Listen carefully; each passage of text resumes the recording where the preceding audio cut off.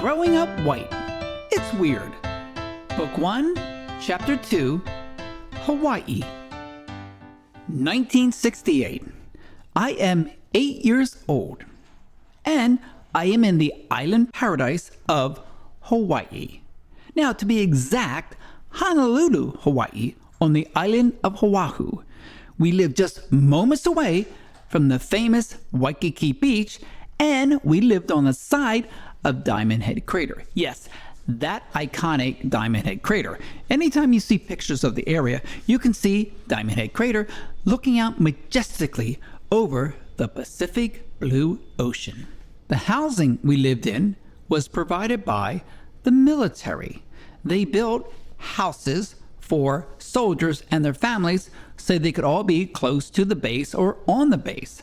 Our base was called Fort Ruger. Now, it wasn't a typical military base.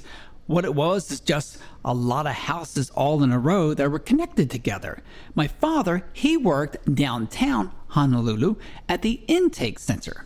Our unit was connected to about 20 other units. However, besides the front yards that we all had, we also had a corner yard that was framed by banana trees, and then on the corner ended in a very large shady tree. The rear of all these units had a small road you could drive back and forth on, and then there was the steep slope of Diamond Head Crater. The front of all the units faced Diamond Head Road, and next to our corner was the road that led up into Diamond Head Crater. And since the crater was basically our back play yard, we would get together with other kids who were also army brats like I was, and we would do things like have slingshot fights. Yeah, white kids, we had slingshot fights. You could get a slingshot for about 10 cents. It was shaped like a football goalpost, and you would hold it in your hand, and then you would have rubber bands on each tip. You would pull it back, put a little clay pellet in it, and shoot the other kid. Now, no one ever got seriously injured or lost an eye. It was just something we did while playing on the slopes of Diamond Head Crater.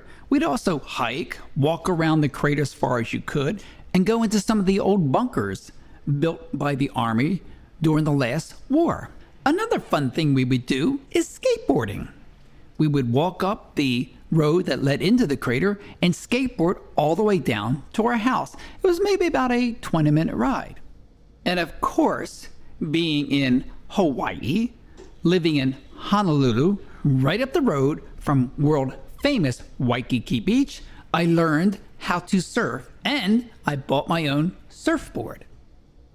As you might remember from Chapter 1, I had been working since I was 12 years old.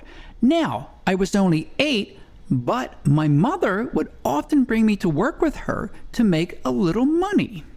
And the surfboard that I did buy was nothing spectacular. It was used. The fin or skeg had been broken and they patched it with fiberglass. It was about 7 feet tall, blue with a yellow top inlay. And I was about maybe, 3.5, 4 feet tall. So it was plenty big for me. And I had paid a grand total of $40 for my first and only surfboard. I put the surfboard to good use. Just about every day after school, I'd head on down to Waikiki Beach and surf for an hour or so. My mother would come down, wave a towel on the beach, and tell me it was time to go home. Now, one of the cool things about the area in Waikiki Beach where I surfed was a 100-foot concrete pier that jetted out into the water. And what you would do is you'd walk to the end of the pier, you'd throw your surfboard in the water, wait for a wave, and then jump the 20 feet into the wave so you didn't hit the bottom. So I learned to do this watching older surfers. Then I remember my older brother trying it. It didn't go so well. He had a cheap styrofoam surfboard, and what he did was he jumped off the end of the pier holding onto a surfboard, and in midair I watched as the styrofoam surfboard broke in two around him and he landed in the water with a broken surfboard. Now, it was kind of funny, but the good news is he didn't get hurt. Speaking of my older brother, I remember him taking me to an R-rated movie. Now, I was about 8 or 9, so he's about 11 or 12, maybe 13.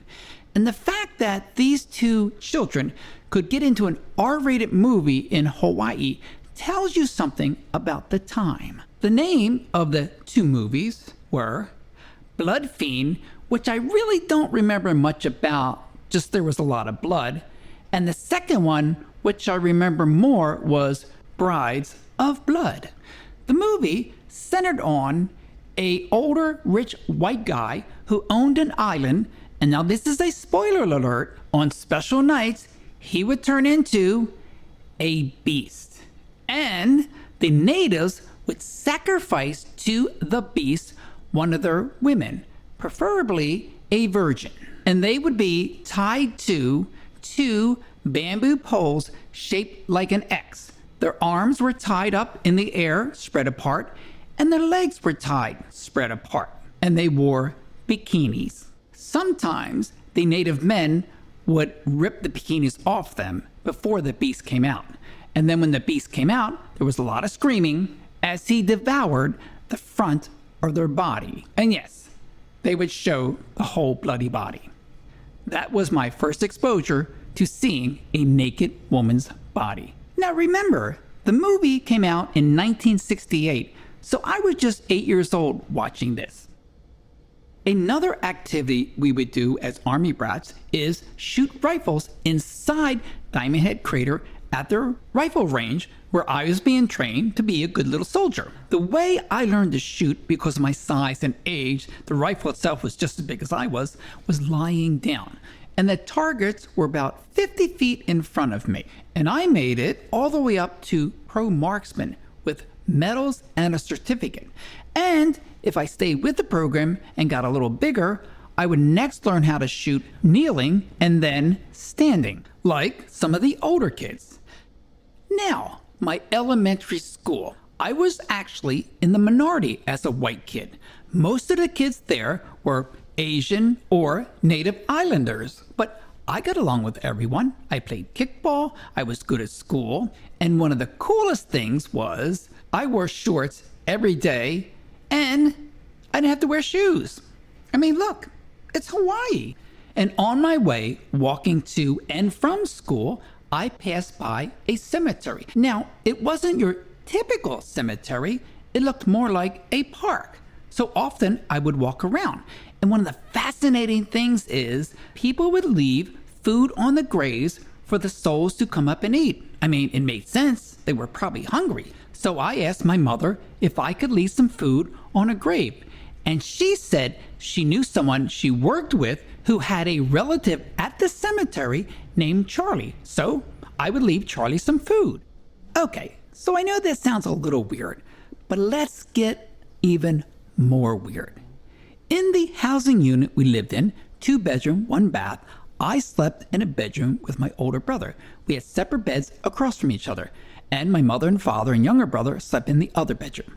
Now, my mother would leave a light on in her room at night in case we got up and needed to go to the bathroom, or there was a centipede crawling around the floor, we could see it, to which my mother would run in with a towel and a shoe and smash it.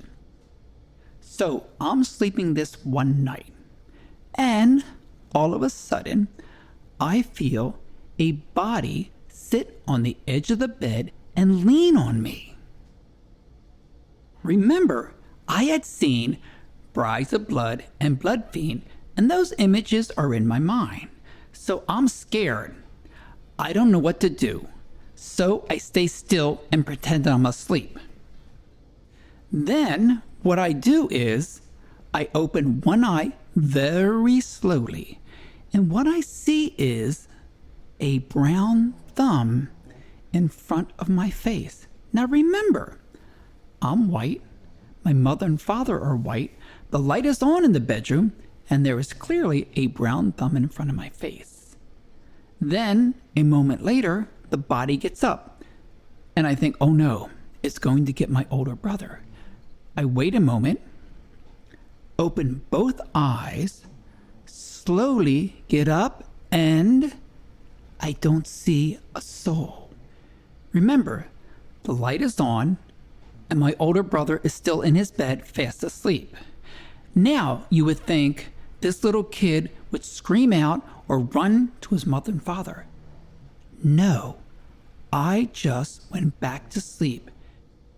And I never told anyone for at least 10 years after that. And when I finally did tell my mother, she said it could have been Charlie. And with that, we will end Chapter 2. Growing Up White, it's weird.